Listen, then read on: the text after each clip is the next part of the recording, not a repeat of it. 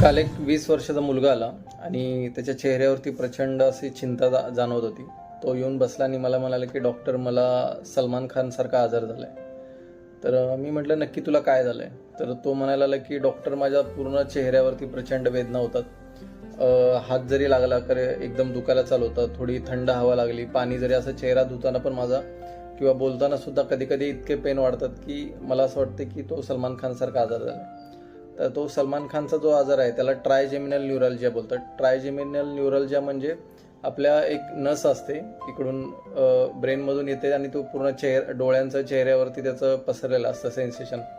तर त्या नर्ववरची जी शीत ज्यावेळी खराब होते, म्हणजे मायलिन शीत असते नर्ववरती, ती ज्यावेळी जेव्हा खराब होते किंवा एखाद्या ब्रेन ट्युमरमुळे एखाद्याला होऊ शकतं किंवा मल्टिपल स्क्लेरोसिस असतं अशा लोकांना होऊ शकतं, किंवा ज्यांची काहीतरी डेंटल ट्रीटमेंट केल्यानंतर पण एखाद्याला तो त्रास होऊ शकतो, डेंटल दात वगैरे काढल्यानंतर.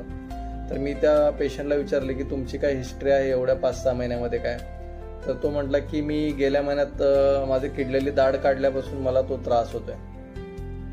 तर शक्यता नाकारता येत नाही, त्याला थोडंसं ट्रायजेमिनल न्यूरॅल्जियाचे लक्षणं असतील.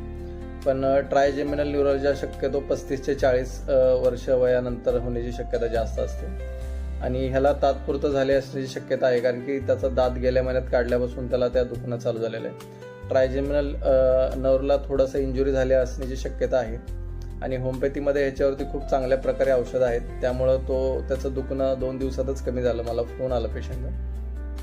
तर असं मग सांगणं आहे की ट्रायजेमिनल न्यूरॅल्जिया इतका डेंजर असतो की त्याचं पेन इतकं तीव्र असतं की पेशंटला असं वाटतं की आत्महत्या करू का. म्हणून त्या ट्रायजेमिनल न्यूरॅल्जियाला आजाराला सुसायडल डिझीज पण म्हणतात, कारण की त्यामध्ये इतक्या तीव्र वेदना असतात की रुग्णाला वाटतं की मी आता जीव देतो, इतक्या त्या वेदना असह्य असतात.